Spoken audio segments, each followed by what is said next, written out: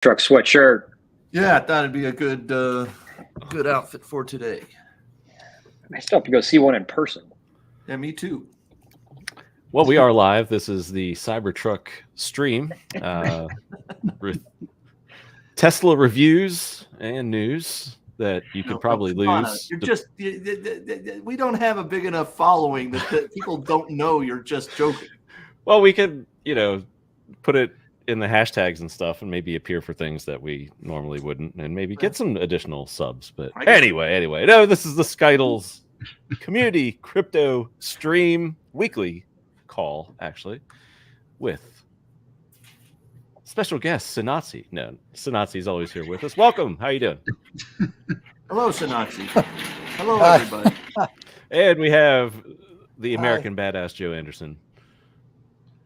And we got Dan Geraci, CEO of Freefall Aerospace.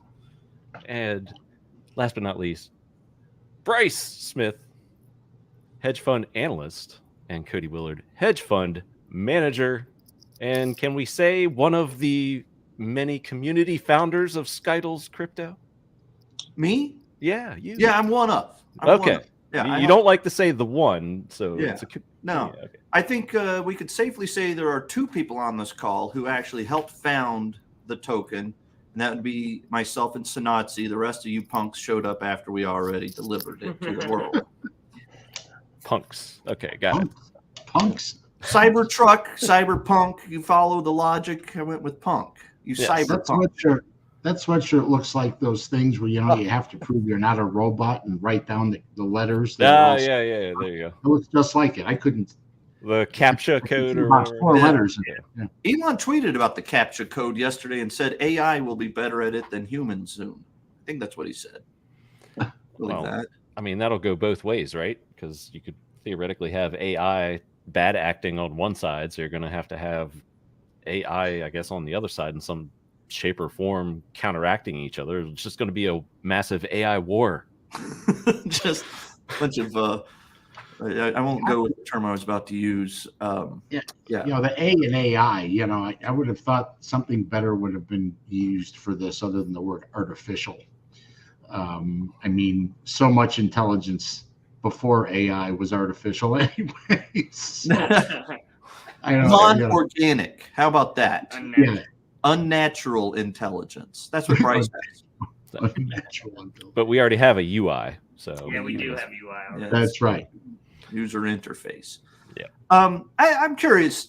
I know Cabana, you have traded and been in crypto for several years. Dan, I assume you actually don't trade crypto. No. Geraci, No. Do you own crypto besides the SKTL tokens? Yes. Geraci, do you trade tokens? Yes, I do. Crypto besides SKTLs? Can you hear me? Yeah. Yep. Okay, good. Yes. I haven't traded, for a year at least. But yeah, I do have, fractional Bitcoin, and I think I sold all of the Ethereum that I had and towards the purchase of SKTLs.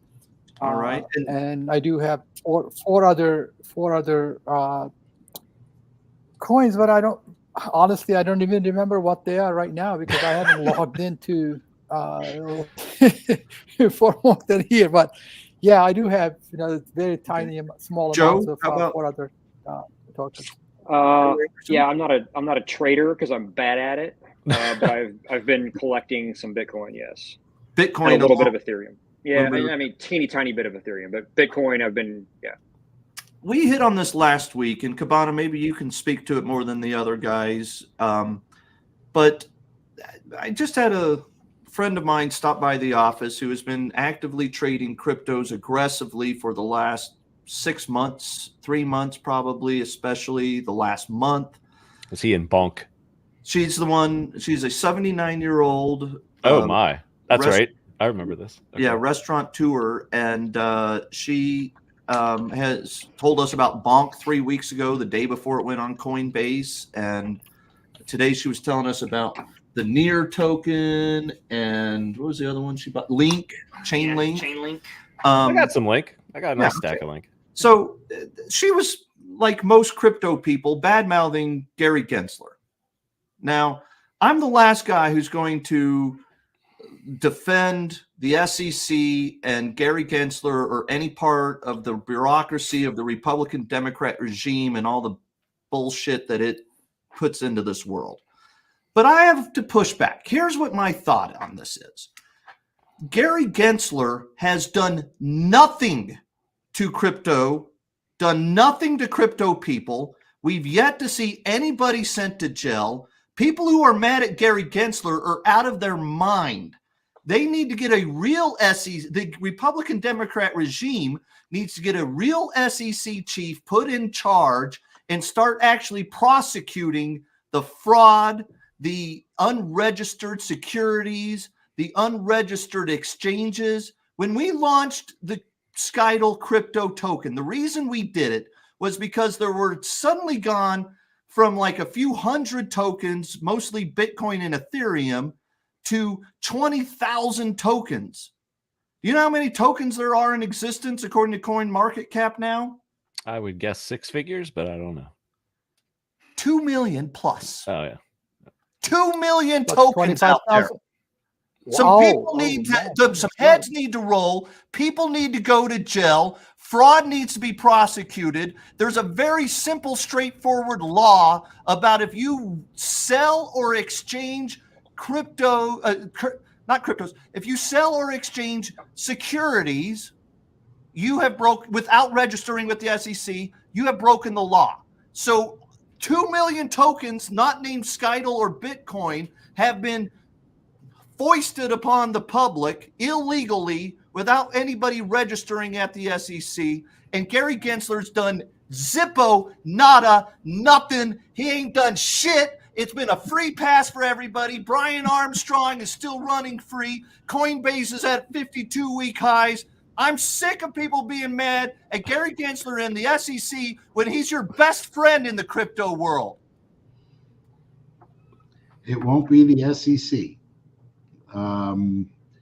It's going to have to be the state securities regulators that are going to do this because they have political interests at heart in wanting to run for higher office. A classic case being the securities administrator for Massachusetts or New York. They like to make headlines by going after people. God bless them. I wish they would actually go after people. But the SEC is another toothless government agency. You know, I've got 2 words for you, Bernie Madoff, if anyone remembers, and how could you forget? But they played a special interest. You know, the SEC gets weaponized by politicians the same way that other agencies have been. It is a shadow of what it was intended to be. Add to the fact that crypto, in its very early days and most of up until now, was in that wonderful gray area between a security and something else. Bitcoin is. And the SEC didn't deal with it. The rest of them used other people's money to build businesses, to enrich themselves. That is the definition of a security. And they did it. Cabana, you've been upset at Gary Gensler on these calls before. Can you speak to the other side here? Can you take the other side here? Dan agrees with me, basically, it sounds like. Not as angrily boisterous as you. Bad for crypto. He's the best SEC chairman that crypto could ever dream of. Yeah, the best ones are the ones who do nothing. That's unfortunately the case. That's, at least if you're a crypto lover, if you love fraud and silliness in the crypto world, Gary Gensler's your friend. Cabana, take the other side here. I think he is the silly one. And just for the sheer reason of you have Armstrong and anyone else who is in crypto basically saying, what is the regulatory framework? What does it mean to come in and register? And where are the actual guidelines and framework for what you want us to follow? It's in the 1930 security laws that they put out and then refined in the 1940s. There are 100 So listen years to what you just worth said. of You're precedent. referring to 80-year-old law Correct. with tech that is 80-year-old like 10 precedents. years old. Correct. No, Bitcoin's 15, but there's 80 years worth of precedents of securities that don't register being prosecuted. And Gensler's like, we'll give them a free pass. It's cool. No one could agree in the beginning about whether it was or wasn't a security. I was involved in trying to get answers from the SEC for a startup for crypto because they wanted to create crypto funds. And this is in the beginning. And the SEC lawyers and the private securities lawyers were all saying the same thing. Well, we're not going to issue anything. We don't want to land on one side or the other yet. So we're not going to say it's a security. Therefore, you can't issue it in the form of a fund because it's not a security. This went on for a long time. It's not as simple as going back to 32 or 40 or anything like that. It's interpretation.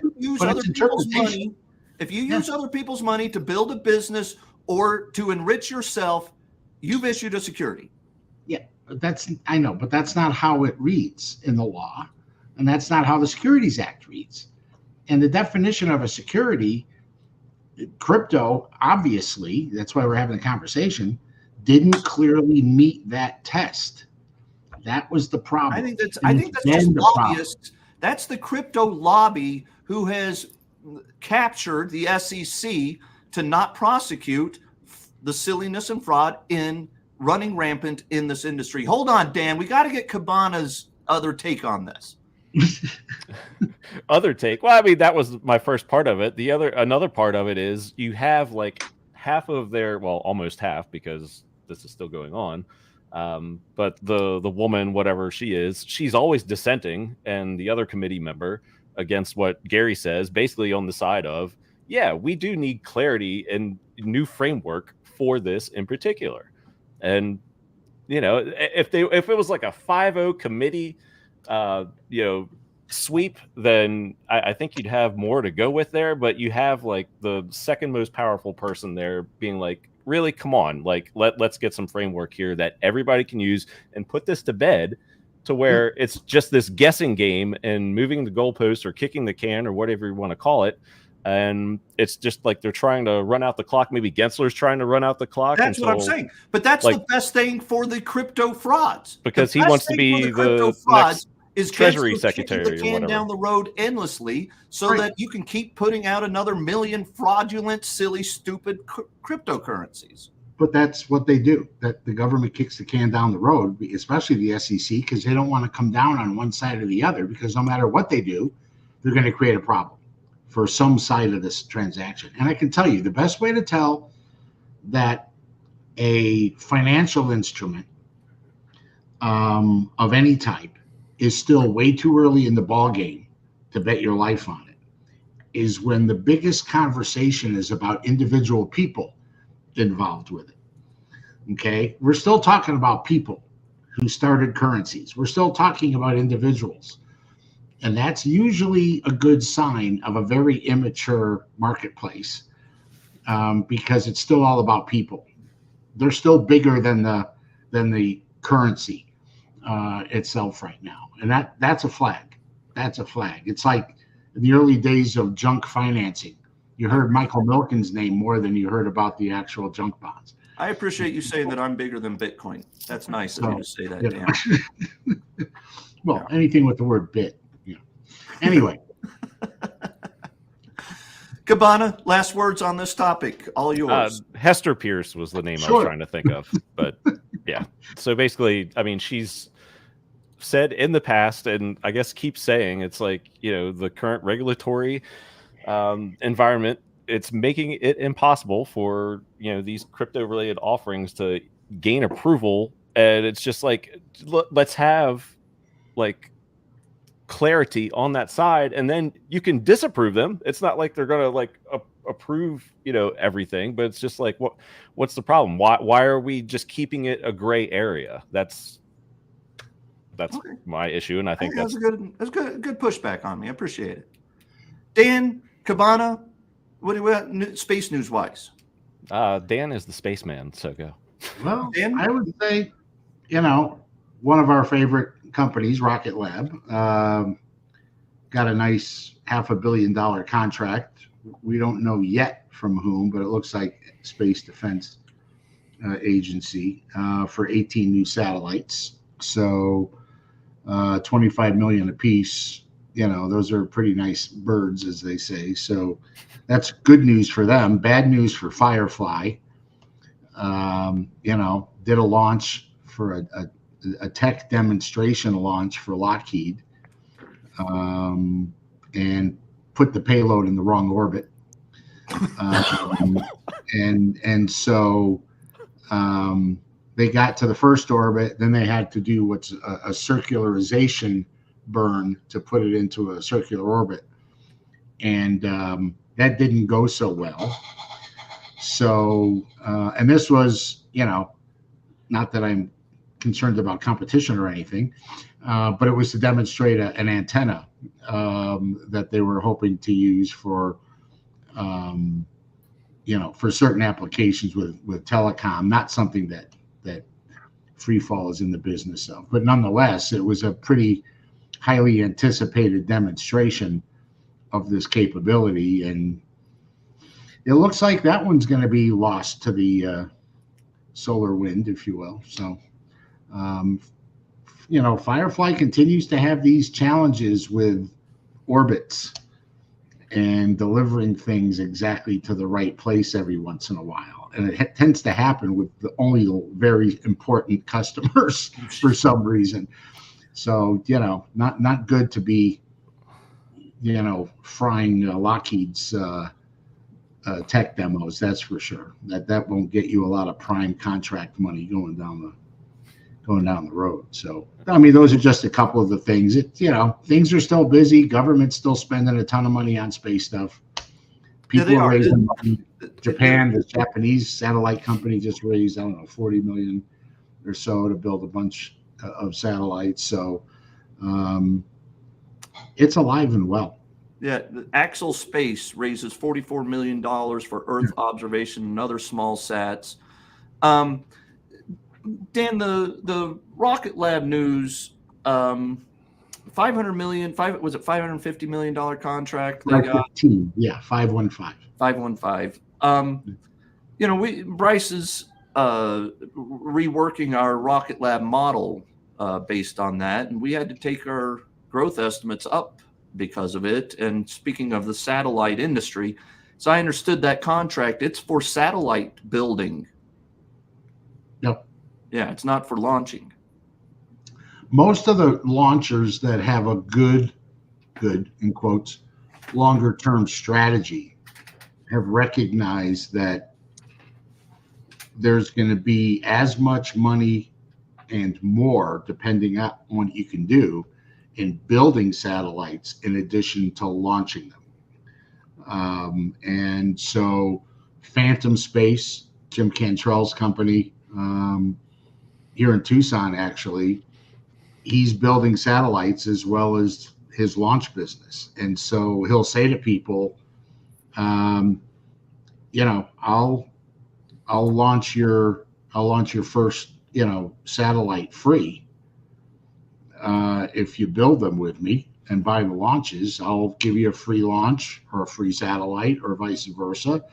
These are small sats, though. They're not going to be $25 million, $30 million reconnaissance type intel satellites like the ones Rocket Lab is doing right now. But, you know, SpaceX is building satellites for a Space Force. So I think you're going to see a natural, you know, relationship between launch and satellite manufacturing. They were always very separate, and the cost ran crazy with both. So now there's going to be some economies of scale in the commercial industry, I would hope, for doing a one-stop shop where, you know, I'll hire you to build my satellite and launch it for me as a single type of a transaction. Right. Is that probably not in the contract that Rocket Lab just signed with the government? I didn't see. I would not. Yeah, I would think it's not there. I would think the government, you know, just build the satellite and get it right. and then I'll go find somebody I want to launch it, which will probably be SpaceX. Not Rocket Lab.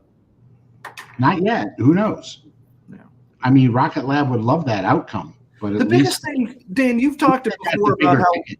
because Rocket Lab is not I mean, I guess it's domiciled now in the US technically, but it is a New Zealand based company initially, and it's the biggest pushback on Rocket Lab for a long time has been that the United States government didn't trust them, and getting this big contract. Jim Cantrell himself told us that, by the way. Bryce and I've had a couple of different calls with Jim Cantrell, but Jim Cantrell from Phantom, who prior was the guy who was with Elon Musk when they went to Russia to try to buy. Yeah, he was the guy that Elon called and said, "I want to start a space company. What do I do?" Yeah. So Jim Cantrell's like legendary SpaceX co-founder guy, and now he's doing his own SpaceX knockoff. But he's the one who even said, he was sort of, talking about competitors, and he was like, I don't know if the government trusts Rocket Lab. But I wonder if that's true anymore. What do you think of that, Dan? I don't know that it's a trust issue. I think, there's just the usual, if you're not a U.S. company, then there's always going to be a red or yellow flag just because of that fact that it's easy to get into other companies outside the U.S. from the back door if you're an adversary. And so, and the Chinese spend a lot of time in Australia, New Zealand, in that area sniffing around to do stuff. So once you have a company established in the U.S. with a 51% ownership by a U.S. citizen, which is how every foreign company gets U.S. government contract work, is they set up a U.S. entity that way. And that's happening a lot for space because you can't get a U.S. government contract without being a U.S. company.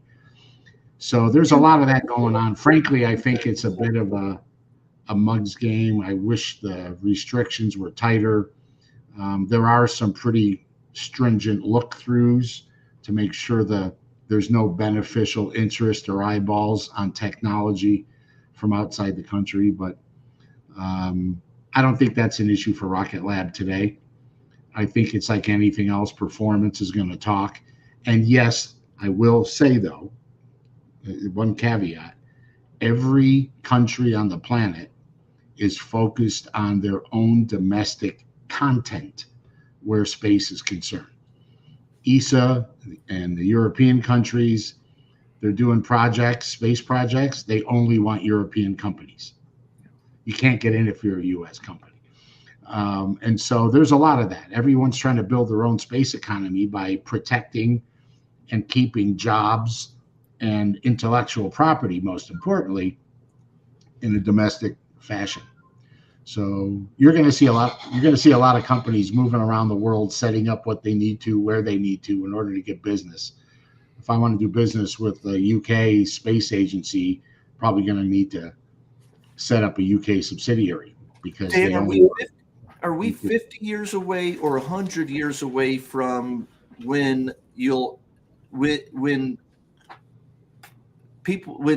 companies and countries will need to be putting weapons and laser blasters on their spaceships?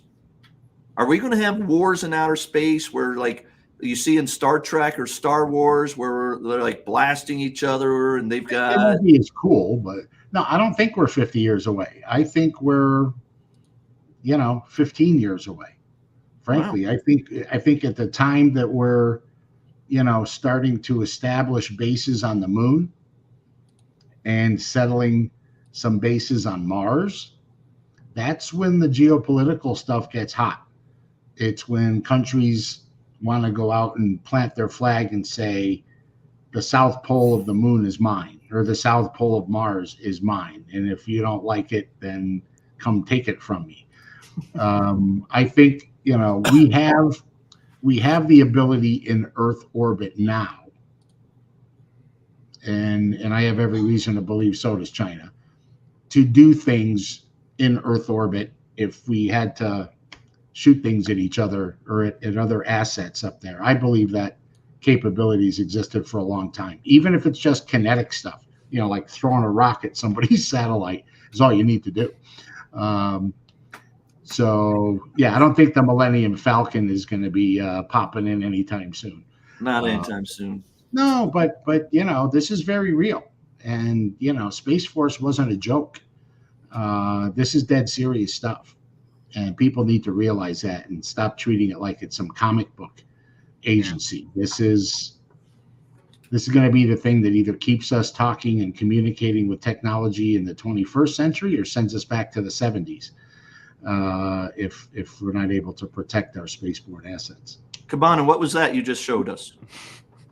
Some random crocodile kind of thing that is on my desk. Not sure where it came from. Dog toy, perhaps, most likely. Dog toy. Yeah. I got this for Christmas from my daughter's teacher. Yeah, Millennium Falcon. Daughter's teacher gave you a gift.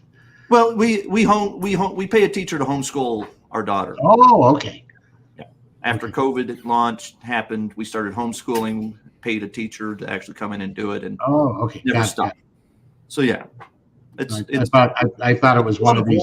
Teachers think the parents get educated. Yeah. It's not like he got 30 students' parents of the Millennium. He would be overpaid if he could afford 30 parents to get a Millennium Falcon. Sanatsi Joe, questions, comments. I know Sanatsi, we got to go over the token, the issuance. We'll do that in just one moment. Anything else related to space or cryptos? Yeah. I got a question for you, sir. Okay.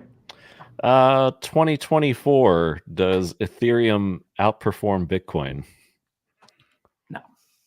Okay. Why would it?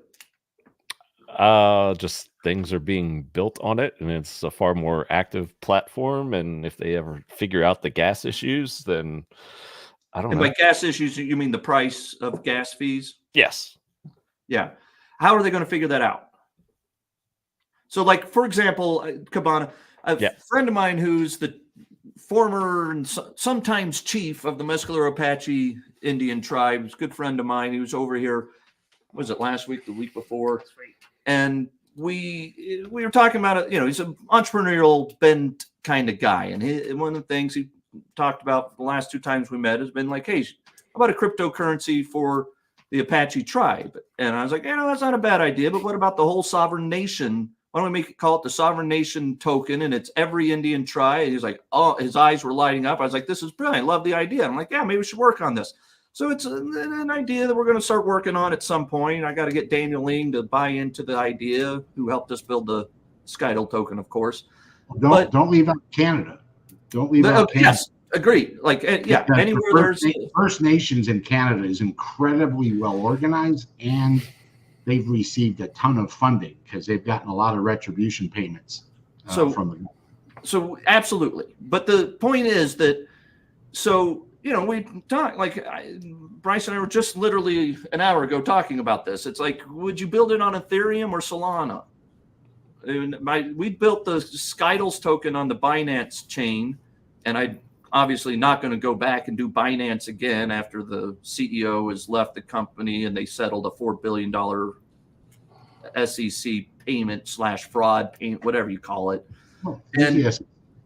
But we can't, and Ethereum is the de facto standard. It's the biggest, it's the best, and it'd be great. But unless the sovereign nations are going to pay. When we launched the SKTLs token, we gave it away to 3,500 people who registered for free to get the tokens. We gave every single one of the tokens away to those people and/or into the fund that then donates to companies that clean up space debris. And if we were going to give it to those 35 people on Ethereum, it would have been $25,000 worth of gas fees. To do it on Binance, it cost me, I think, $200-300 in gas fees. Solana is probably 1/50th the price of Ethereum. So I don't know that Ethereum can get it figured out. If they were going to get it figured out, why wouldn't they have done it by now? I mean, this has been 2 years that they've been 10 times, 50 times overpriced. It's too expensive to build anything on Ethereum. If you built it on Ethereum 3, 4, 5 years ago, yeah, you got grandfathered in basically because the fees were not that high. But for the last 2 or 3 years, the prices, the gas fees on Ethereum have been egregious to the point that nobody will build on it. And I don't see how they fix it if they haven't already.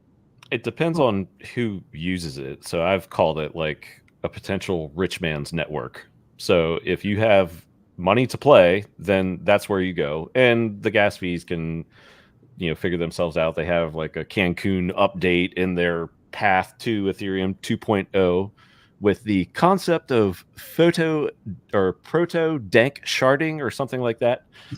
It's just awesome. Just that's probably my favorite crypto term ever. So actually, let me look that up. By the way, Cody, for proto dank sharding. Oh, it's all science fiction. Yeah. As far as the native tribes, though, there's a lot of benefit financially with structuring of securities and finances on tribal land. They very different rules than any U.S. government, jurisdiction. And so I would really focus on that first, because there may be some dramatic advantages to establishing one on tribal territory, because it's not subject to the same federal laws or regulations that a lot of businesses are. I obviously have not gone too far down this rabbit hole yet, but it's just sort of a discussion we've been having. And if I were to do it, number one, I'm going to let them pay for it instead of like I ended up paying for almost all of the SKTL token out of my own pocket. And number two, I'm not exactly scared of Gary Gensler and the SEC when I'm not going to be doing it as a security. I'm not, I'm not going to have any. If we build it, I'm not going to keep any founder tokens. I'll just help them do it, and then they can figure out what they're going to end up doing it. I might actually buy the tokens. You got the Department of the Interior involved when you're dealing with tribal lands now. So the BIA, Bureau of Indian Affairs. Yep. Yeah. So anyway, I would start there though if you're going to pursue it. Thanks. That'll tell you if I owe my buddy I've got to basically sketch it out. I need a bullet point email to send to Gabe. When Gabe was in high school, he used to steal car stereos, but now he's the chairman/chief of the Apache tribe. People grow, people change. That's right. He installed my car stereo in one of my cars. Now he puts them in. Yeah, he's good. Where did he get it? The one that we put in my car, I bought at Radio Shack. Just checking. Remember when you used to go in? Remember you used to go into like Radio Shack or Best Buy, and you'd go to that car stereo section, and you'd be like, I want to try this stereo with these speakers. This stereo. Remember that? You push those buttons? Anybody? I also remember like the Tandy 1000. Oh God! I have a TRS-80 at home. I do. Nice. I also have an original iPhone right here. Yeah.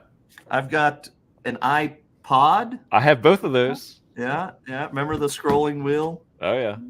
Bryce doesn't know what any of this is. Yeah. I think I still have my Texas Instruments calculator from when they actually first came out. Bryce, actually, the other day, what was the joke you made the other day? You were like talking about Texas Instruments. If you want, it was on Twitter, and it was like, it's like, man, I need a new sensor for my ballistic missile on Texas Instruments. Like, we got you. And then it's like, well, I also need a sensor for my car door. It's the handle thing. It's like Texas is like, we got you there as well. They're like, I also need a calculator for my college son who's fixing to start college in Texas. And like, you're not going to believe this. We own Texas Instruments stock, so this was I hate to say it, but this was the mid 70s when they had first come out, and it was red LEDs. I remember that on the screen of this Texas Instrument calculator, and I needed it because it did more than the 4 basic math functions, which was like, oh my God, this is wild. I've got a Texas Instrument calculator somewhere around here, and it weighed about 10 pounds, and it was this. Yeah, look. You got a Texas Instrument calculator right there. That's fancy. No, this was just black. No, this is. I even have. Look, I have the original. This was before Android made software that was adaptable for watches. This is an Android watch, the first one that ever came out. Oh, there it is. Yeah, that's the one Dan's talking about. And mine was older than that. I think. Yeah. Wow. Yeah. That's really old, Dan. Those are those LEDs. Oh boy. So Nazi, let's hit on the token stuff next week. We've run long. We even lost Joe Anderson at 2:30. Anybody last questions or comments? Happy New Year. Happy New Year, everybody. Happy New Year. To the moon. Yes. And beyond. And Astra. All right. Okay. Peace and love, everybody. Peace and love. Who do I